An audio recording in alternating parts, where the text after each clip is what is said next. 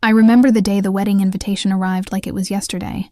The envelope was thick, glossy, and printed in a font that screamed elegance. My sister's idea of perfection, no doubt. As I held it in my hands, a mixture of excitement and dread twisted in my stomach. Part of me wanted to feel happy, to celebrate her big day, but another part knew exactly what to expect. Memories came rushing back, uninvited yet undeniable. I remembered every birthday she had received more attention than I ever did, every award or recognition she earned that my parents somehow overlooked in my presence. Even family dinners seemed carefully arranged to highlight her achievements, while my accomplishments were downplayed or ignored entirely. It stung more than I could admit. I had tried to convince myself I was over it, that I had moved past the favoritism, but holding this invitation reminded me how visible my invisibility had always been. Despite it all, I told myself I would attend, trying to clutch the hope that maybe, just maybe, this time would be different. The card lay heavy in my hands, a symbol of both obligation and the quiet dread that had been growing for decades, marking the start of a day that would change everything. The day of the wedding arrived with a sun that felt almost too bright, as if it were spotlighting every insecurity I carried. Pulling up to the venue, my stomach tightened at the sight of the sprawling estate, its manicured gardens, and the valet who greeted guests with a practiced smile that felt almost mocking. Inside, chandeliers sparkled like they belonged in a magazine, flowers arranged with meticulous precision, and the scent of fresh roses hung heavy in the air. I wandered toward the seating chart, hoping for a hint of reassurance that maybe I had been considered, that maybe my place mattered. Instead, I found my name tucked in a tiny corner, off to the side, labeled hallway seating. My breath caught, and I forced a polite smile as relatives passed by, some offering thinly veiled looks that carried both pity and amusement. A cousin whispered, "Poor thing, they really did you dirty," while an aunt lightly nudged my shoulder, as if that gesture could somehow fix decades of being overlooked. My chest tightened with a mix of humiliation and anger. Every detail of the hall screamed celebration, yet my existence seemed deliberately minimized. The laughter from the main room seeped through the door, each note a cruel reminder that I was not meant to belong, that the family's spotlight would never shine on me. My hands trembled slightly as I glanced at my assigned corner, feeling the weight of exclusion heavier than any bouquet or decoration could ever convey. I sank into the narrow chair in the hallway, the stiff back pressing against me in a way that felt almost symbolic of the way my family had always pressed me into the background. From this vantage point, I could see the main room buzzing with laughter, clinking glasses, and the warm glow of celebration, the place where I was supposed to belong, but would never truly be welcomed. My chest tightened as memories came rushing back. Every birthday party where I got the leftover scraps of attention, every family dinner where my words were dismissed, every achievement overshadowed by my sister's charm or my parents' selective pride. A cousin peeked around the doorway, her smile awkward, whispering, "I guess they didn't think you'd want to sit with everyone else." And I forced a laugh, the sound hollow even to my own ears. My sister walked past, her dress shimmering under the chandeliers, brushing my shoulder without acknowledgement, and I felt a flash of rage bubble beneath my skin. Of course she wouldn't notice, I thought bitterly, recalling the countless times she had claimed everything first, leaving me invisible. I glanced at my mother, who offered a small, uncomfortable nod, the kind of gesture that felt like an apology without words, meaningless, shallow, inadequate. My father's gaze lingered for a moment too long on the main table, never once meeting mine, and I felt the familiar sting of rejection settle like a stone in my stomach. Each whispered comment, each sideways glance from relatives, piled onto the weight of every slight I had endured. My mind raced. Do I stay and endure this public humiliation, silently counting the ways I'd been wronged for decades? Or do I stand up, leave, and reclaim the dignity they had always denied me? The laughter, the music, the chatter, all of it pressed against me like a storm I couldn't escape. I clenched my fists, my pulse quickening, torn between resignation and the sudden fierce urge to walk out and never look back. The choice felt monumental, and in that tense silence, my next move would define the rest of my life. I stood up, my chair scraping loudly against the hallway floor, and for a moment, The room seemed to freeze. All eyes, or at least the few that bothered to glance my way, followed me as I smoothed my dress and walked toward the exit. With each step, a wave of freedom mingled with guilt surged through me. Memories flashed unbidden. My 10th birthday, when my parents gave my sister the gift I had begged for, leaving me with a generic trinket. The time I had stayed up all night perfecting a project only to have it dismissed as unimportant. The countless family dinners where my opinions were met with polite nods, while hers were celebrated endlessly. Each recollection tightened the knot in my chest, but also fueled a quiet determination. Outside, the sun felt sharper, brighter, more real than the artificial glow of the ballroom. My absence would not go unnoticed, and that thought sent a thrill of vindication through me. I imagined the murmurs that would ripple through the crowd. Why had she left? Had she finally had enough? The fear of missing out, the chance to be seen, to belong, clashed with the rising pride in my decision. I felt the heat of potential embarrassment, knowing some would whisper that I was dramatic, that I had ruined the moment, but a part of me relished it. Walking away became an act of self-respect, a silent declaration that I would no longer shrink for anyone's approval. With each step, the oppressive weight of years of neglect lifted slightly, replaced by a strange exhilaration, a mixture of FOMO and liberation that left my heart pounding in rhythm with the freedom I had chosen. Once I stepped outside, the noise of the wedding faded into a distant hum, replaced by the quiet hum of the evening air. I leaned against the cool stone wall of the venue, letting the tension drain from my shoulders. And for the first time that day, I felt a flicker of something I hadn't allowed myself in years: control. The sun was beginning to dip below the horizon, casting long shadows that seemed to stretch toward me like a promise of possibility. As I exhaled, my mind wandered through the years I had spent bending, shrinking, and fading for the comfort of a family that never truly noticed me. Each slight, each ignored achievement, each whispered comparison to my sister rose and fell like waves, and I realized I didn't have to let them define me anymore. Lost in thought, I barely noticed someone approaching until a calm voice called, "I think you might be needed elsewhere." I turned to see a figure, familiar yet enigmatic, standing just far enough to maintain distance, but close enough that their gaze held an unspoken understanding. It was someone I hadn't expected to see tonight, someone who had always seen my worth when no one else did, someone who knew what I was capable of beyond the confines of my family's judgment. Their words were simple, but they carried weight. You don't have to accept the role they've written for you. You can change the story. In that instant, the humiliation I had carried for hours began to transform into resolve, a shift from despair to empowerment.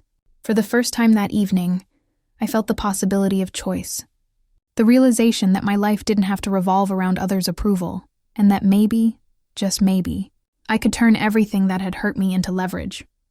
As I walked further from the wedding hall, the crisp evening air cleared my mind, sharpening it like a blade.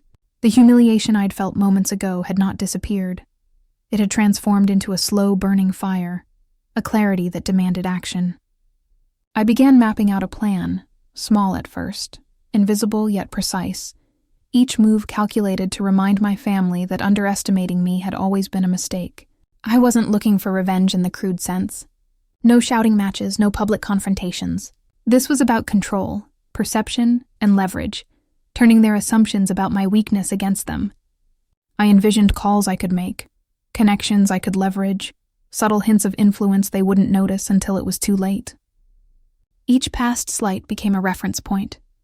The cousin who had snickered at my achievements, the aunt who dismissed my opinions, my parents who celebrated my sister's every whim.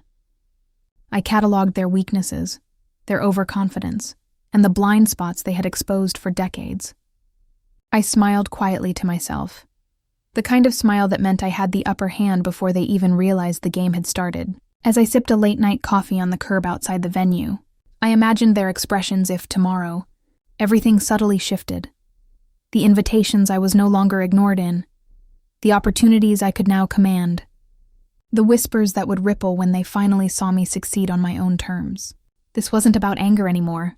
It was about strategy, patience, and inevitability. Every calculated step was a small but potent reminder that power wasn't just about money or status. It was about knowing when to strike and when to let them stumble into their own folly. As the brunch wore on, the tension thickened. My sister leaned in, her voice low but edged with irritation. "I don't know why you even showed up. This isn't your scene." I felt the familiar pang of dismissal, but this time it landed differently. Instead of flinching, I met her gaze steadily, letting a calm authority thread through my words. "I came because I wanted to be present," I said, my tone measured. Not for approval, but to see how everyone was doing. "It seems I've also grown to have a say in how things unfold." A cousin interjected with a nervous laugh. "Well, I guess things have changed, huh?" I smiled faintly, letting the implication hang in the air. Their attempts to belittle me, the snide remarks about my career, the veiled critiques of my appearance, landed lightly, like feathers against armor. Inside, I reflected on decades of their microaggressions, the countless ways I had been sidelined or made to feel insignificant. Each slight now fueled my clarity. Each criticism gave me material to demonstrate how far I had come. My father, usually the most imposing presence in family matters, tried a stern, clipped tone. "We just want what's best for the family. You should know your place." I leaned back slightly, letting the words linger. "Funny," I said, voice calm. "I spent years knowing my place, the one you assigned me. I stayed quiet, I watched, I worked hard, and now I have a voice, and apparently, influence you can't ignore." The table went quiet, the shift palpable. I could feel the mental recalibration happening in real time. Their assumptions, their narratives about me, crumbling silently under the weight of my composure. Each interaction became a subtle chess move. I wasn't raising my voice. I wasn't lashing out. I was strategically revealing my growth, highlighting the contrast between who I had been under their dismissal and who I had become. Every word was deliberate, every pause calculated. I let my history of being overlooked speak for itself without dramatics, letting the juxtaposition of past injustice and present empowerment do the heavy lifting. My sister's smile faltered, my parents' glances flicked sideways, and the cousin who had once mocked me looked uncertain. The table that had always reinforced my inferiority now bore witness to my subtle ascendancy, and in that quiet tension, I felt the full satisfaction of being both seen and untouchable at the same time. Hours later, I returned to the wedding, but not as the sidelined sister the family expected. I arrived with an air of quiet command, my presence deliberate, measured, and impossible to ignore. Guests glanced up, whispers spreading like wildfire as people noted my confident entrance. My sister froze mid-laughter, her smile faltering as she realized this wasn't the timid girl she had assumed I'd remain. The seating chart, once a tool of exclusion, now felt irrelevant. I didn't need it to be noticed. I walked past tables, greeting people with warmth, but a subtle authority that left the room recalibrating around me. A few strategically placed introductions revealed the depth of my reach. Friends, colleagues, and mentors I had quietly connected with over the past months were present, smiling knowingly as if in on a secret the family had never anticipated. Every interaction showcased my influence without a single boast. Yet the ripple effect was unmistakable. Glances of doubt, hesitation, and even envy spread among the relatives who had long underestimated me. My parents' faces revealed a mixture of shock and helplessness. They could no longer control the narrative or dismiss my accomplishments. The peak came when my sister, attempting to reclaim the spotlight, gestured toward me with an awkward laugh, saying, "Well, I guess she decided to come after all." I smiled, calm and deliberate, letting the room hang on my next words. "I came because I wanted to celebrate," I said, my voice steady. "But also because I've realized that being seen isn't about sitting at the right table. It's about knowing your worth, and making others notice it whether they like it or not." A murmur of realization spread through the guests. The cousin who had mocked me earlier barely looked up, his jaw tight, while distant relatives exchanged quiet, astonished whispers. Even the staff, who had always treated me with polite indifference, now acknowledged me differently, offering smiles and deference that reflected a subtle shift in social hierarchy. The tension inside me surged with a strange, intoxicating blend of relief and exhilaration. All the years of being ignored, minimized, and overlooked had culminated in this singular moment of recognition. The humiliation I had endured for decades had been inverted, replaced by undeniable presence and authority. By the time I approached the family table, the emotional energy had shifted completely. Guests, allies, and strangers alike acknowledged me with respect and attention, leaving the relatives who had once dismissed me scrambling to understand the sudden change. In that space, I felt vindication, empowerment, and catharsis all at once. A deep, quiet joy that came not from revenge, but from proving to myself that I had always held the power, even when they refused to see it. After the initial shock of my return, the family's reactions rippled through the room like a storm settling into uneasy quiet. My sister avoided eye contact, her confidence fractured by the realization that I had quietly transformed into someone she could no longer dismiss. My parents' faces betrayed embarrassment, tinged with regret. The carefully constructed image of control they had maintained for decades now seemed fragile, their authority subtly undermined. Even cousins who had once whispered behind my back glanced at me with tentative acknowledgement, unsure how to respond to the version of me they had never expected to see. I felt a strange mix of satisfaction and melancholy. The vindication was real. I had demonstrated that their neglect, favoritism, and dismissal could not define me. But the journey to this moment had been long and painful. Flashbacks to years of feeling invisible, the quiet hurt of being overshadowed, and the endless comparisons to my sister surfaced, reminding me of the cost I had borne. Yet each memory also highlighted how far I had come, how much strength and resilience I had cultivated in silence. As I observed them, I realized that empowerment didn't always require loud confrontation. Sometimes it was the quiet, steady assertion of one's worth that left the deepest impact. I allowed myself a slow, deliberate smile, savoring the bittersweet satisfaction that mingled triumph with the lingering ache of past wounds. This was the moment I had worked toward, the moment where my growth and independence could shine. Even if some family members still struggled to comprehend it, I understood that change wouldn't erase all resentment or mend every fractured relationship, but it had granted me something far more valuable, the knowledge that I could define my own worth and command respect on my terms. The balance of power had shifted quietly but irrevocably, leaving me with a deep, reflective sense of fulfillment that no one could take away. Sitting alone later that evening, I let the events of the day wash over me, replaying each moment in my mind. I thought about every time I had been overlooked, dismissed, or minimized, and how each slight had shaped my patience, my resilience, and my quiet determination. The humiliation I had endured had felt unbearable at the time, but in retrospect, it had forged a clarity I might never have gained otherwise. I understood now that my worth was never dictated by their recognition or approval. It had always resided within me, waiting to be claimed. Justice, I realized, didn't always arrive with spectacle or confrontation. Sometimes it was subtle, almost invisible, like the ripple of influence I had cultivated quietly, the respect I had earned without needing to demand it. Karma, in its patient way, had a voice of its own, and I had let it speak through my own growth, composure, and strategic choices. The satisfaction wasn't just in seeing my family react, but in knowing that I had taken control of my narrative, transforming past wounds into power.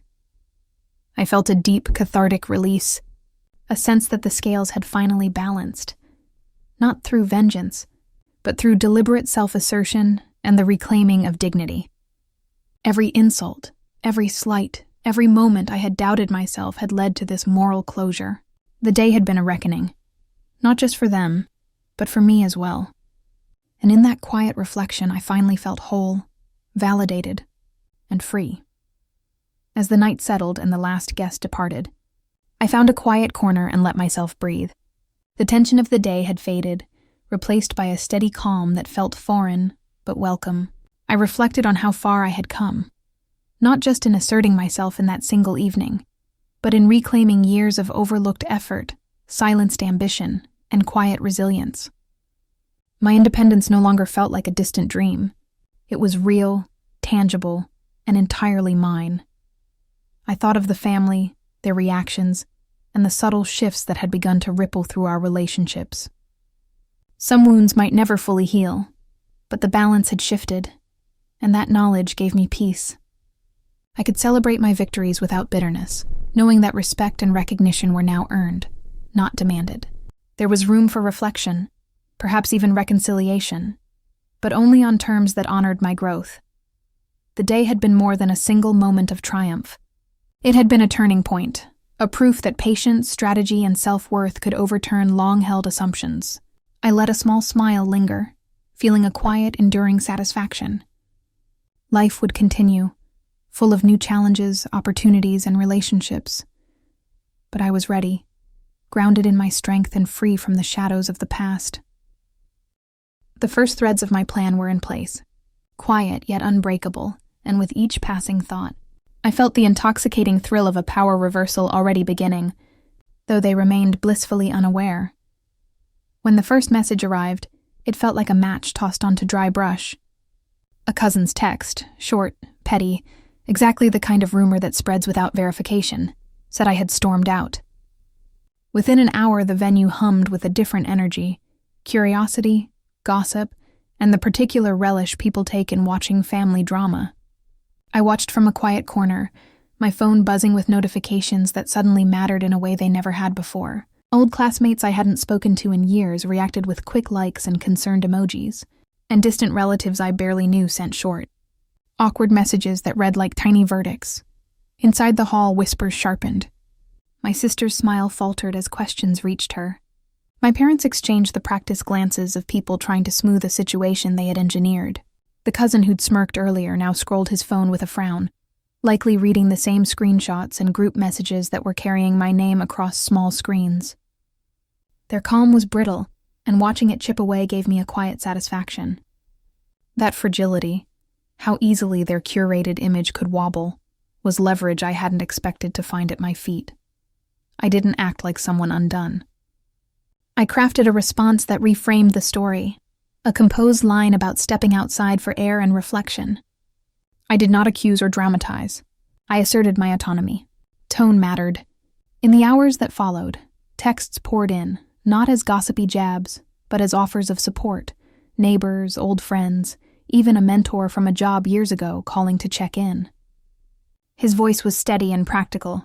By the end of the call, he offered to introduce me to someone who could open professional doors I'd been knocking at for years.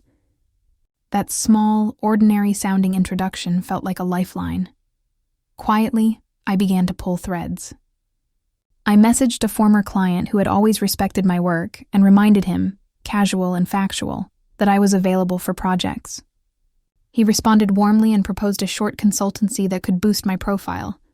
I reached out to a college friend who ran a modest but influential local blog and framed the idea as a conversation piece about boundaries in modern families rather than a personal exposé. She replied that the subject resonated and might attract attention. Each reply nudged open a tiny door I'd never had the chance to walk through. I also took pragmatic steps. I spoke with a lawyer friend about the family property my father had mentioned in passing for years. The conversation was administrative, not antagonistic, but it gave me clarity I didn't have before. Where ownership stood, what rights I might have, and realistic possibilities for addressing omissions. Knowledge felt practical and hot with potential, less theatrical than a public takedown, but more durable. Information, I reminded myself, was a different kind of power. Contrast framed every move. Earlier that afternoon, I had been the overlooked daughter, tucked away in a hallway seat while the world celebrated my sister. Now, after a few deliberate nudges, I became someone people checked on and discussed.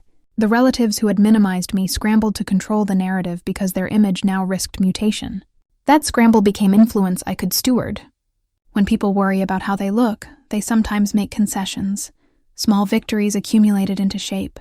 My inbox contained offers, sympathies, and the first outlines of opportunities that might actually change my trajectory. I didn't parade these things. I arranged conversations, set meetings, and let possibilities develop quietly. Inside the hall, the family attempted damage control. Late calls, reposted photos, embellished explanations. But the original moment had already shifted. My sister sent a message through a server asking if I would come back. I read it twice, feeling steady rather than shaken.